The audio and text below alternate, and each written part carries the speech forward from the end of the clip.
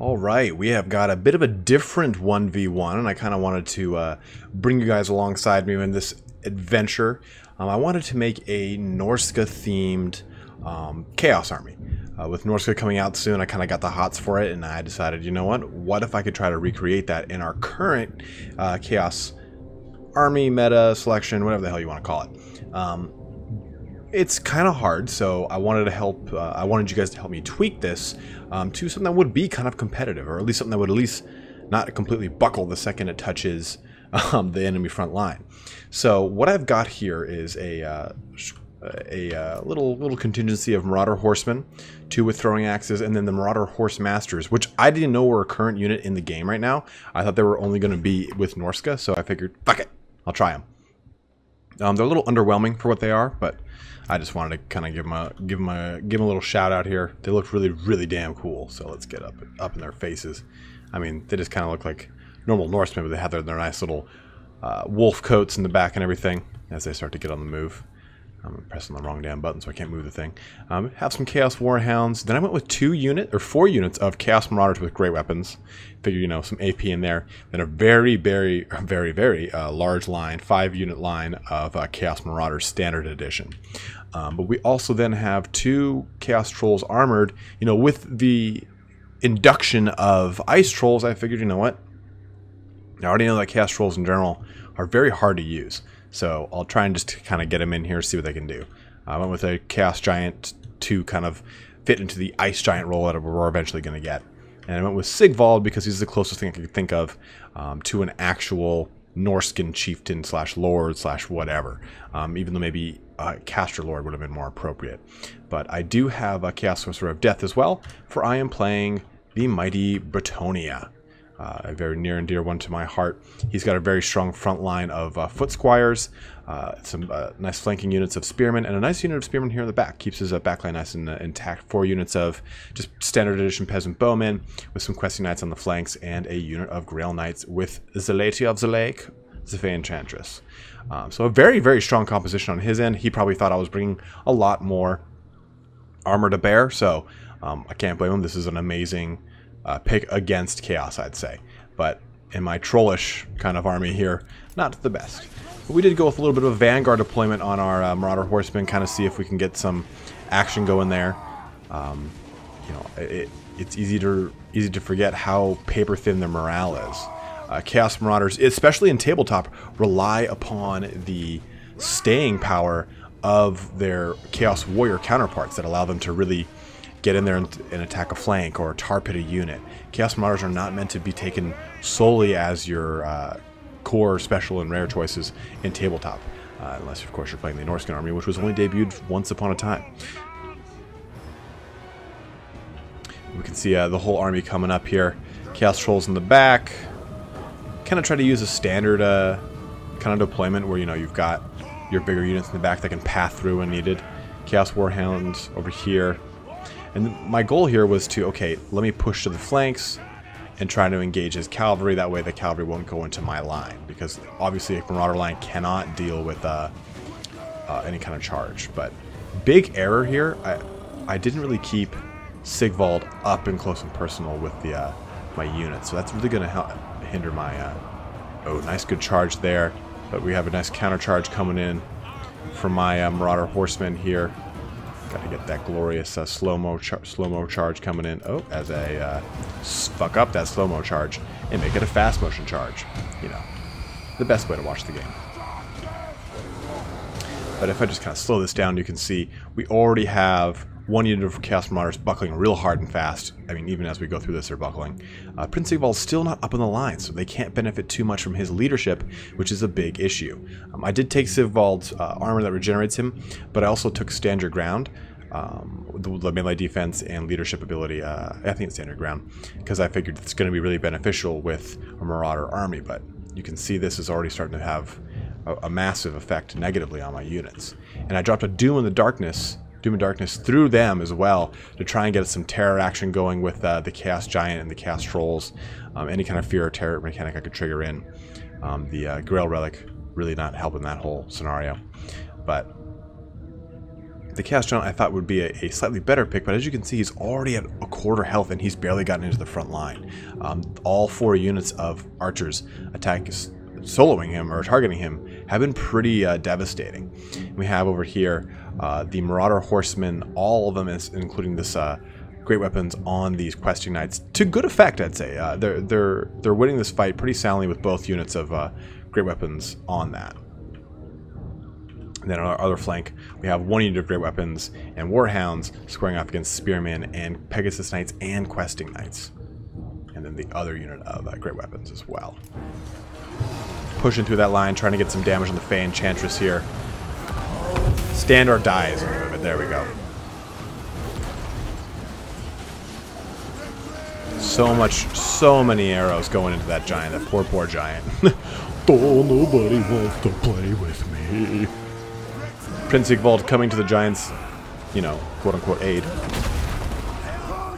But we have already the front line completely buckling in the way that Marauders do like to do. I'm already kind of seeing that I should have had some more heroes. I think that an army of Norsca can really prosper with a lot of heroes that are distributing that leadership bonus across the front line.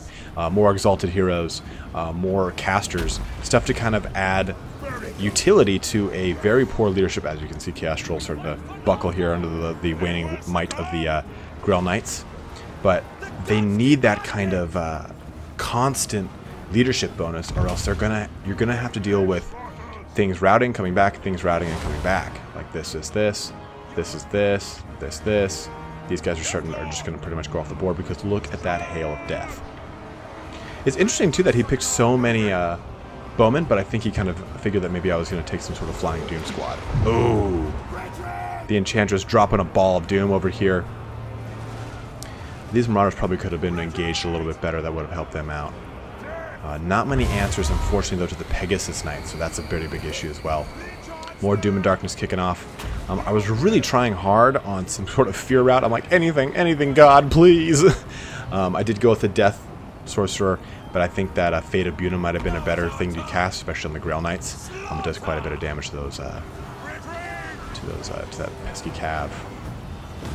But even the Sorcerer suffering quite a bit of leadership penalty. Everything around it is routing off the table. But Prince Sigvald holding strong. You know, that regeneration is big on him. But again, we have units kind of routing and coming back, routing and coming back. Got some Warhounds back online. Gonna hunt for that back line over there. He's got quite a bit of calves still. Those Pegasus Knights, you know, able to jump in and out. I don't have any real anti-large by sticking with a Norsca-only army. I did want to take Aspiring Champions, but I figured, okay, is this considered quote-unquote Norsca? So I didn't go with that. I wanted to go with as many flavor-themed units as possible. You know, nothing beats Chaos Trolls more than Grail Knights right there. But I would say those Grail Knights were not as durable as I thought they would be.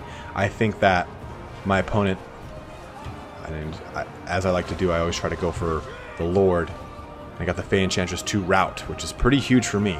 That gives me quite a bit of leadership bonus over the army now. All I have to do is smash out that Grail Relic, and I could win on a terror route. Or, I'm sorry, an army route. Got 2 units of great weapons coming back online, but, you know, as they approach enemies, they freak out. Do have that Death Sorcerer starting to come back as well. And Prince Sigvald, though, is just a monster. I mean, still pretty much at full health. That regeneration is so prime for him, so he can really stand through a lot of combat, a lot of damage. The great weapons probably would have been focused a little bit better if they had just gone directly to the Grail Relic rather than try to harass that back line. The Fey Enchantress, though, unfortunately coming back online, Earthblood popping, getting her a little bit more stable here. And just these units of Grail Knights taunting me, covered in gore and flames. Just so much archery death here. I can't wait to see the post-battle analysis on them archers. I'm going to speed this up just a tiny bit. Got Sigval kind of going in balls deep. The lone man on a mission, going for the undead, not undead, but the Pilgrim Death Chariot here. Trying to get that leadership knocked out, see what we can do. Got a Doom and Darkness kicking off from our Chaos Sorcerer Death, coming in hot and heavy. I think I focused a little too hard on Doom and Darkness because I had such good luck with it last time. I figured, yeah, every low morale army is just going to completely buckle to Doom and Darkness now. Fool of a took. Things are clearly not going well for me. Chaos Trolls coming back and routing, dying and coming back and routing.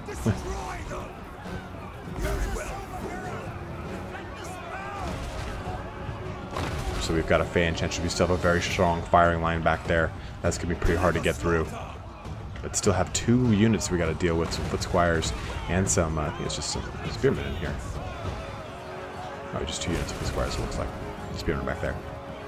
And we have the Fey Enchantress trying to come in here, give that aura benefit to, and then, oh, and Mighty Sigval begins to crumble. Well, not crumble, but rout. But that was kind of my crack at a thematic Norsca army. I know it wasn't obviously the best choice, and it is something that's pretty unorthodox, but I wanted to choose something that was a little bit different. I know that most people, when it comes to Chaos, is like, okay, how many Chaos Warriors chosen or big beasts can I put on the army list? I figured this was a little bit different. But a big thank you to Romulan Dog for putting up with such kind of a trollish army. As you can see, though, his cav to great effect, 124, 118. 51 not so great on these, but those are the ones I think that got focused down by 2 units of cav and 2 of the Mirage with great weapons, so I think they didn't get a chance to really shine, but still at 51 they did quite a bit of damage. We do have 110, 108, 63, and 70 in the Foot Squires, so they did a lot of damage across the board. Not as much damage, though, from the Peasant Bowmen as I would have expected. 13, 8, 37, and 10. Not amazing. I was expecting a lot more, but it looks like the cav really mopped up a lot of the fleeing units. In my little neck of the woods, not a lot of impressive anything. Sigval with 38 kills is kind of cool. 50 kills on these Chaos Martyrs, it's kind of nifty. 45 on Chaos Trolls is a little bit more than I was expecting. And I think the Chaos Giant was not properly utilized, so it didn't really get a chance to really kind of flourish in the way that giants do on the battlefield. But here is my stab again at a Norscan army list, guys. If there's any recommendations you would have to changing this, I did run it by the Mighty Turin beforehand. He was like, yeah, well, it kind of sounds good. So would you add more heroes? Would you try to just distribute that leadership bonus across the land? Would you maybe focus more on a Vanguard, Marauder Horseman deployment, more monsters? What kind of decisions or what kind of modifications would you guys make to this list? I'm all ears, and I'm eager to hear what y'all got to say about this. But thanks for watching here today, guys. Have a good one and take care.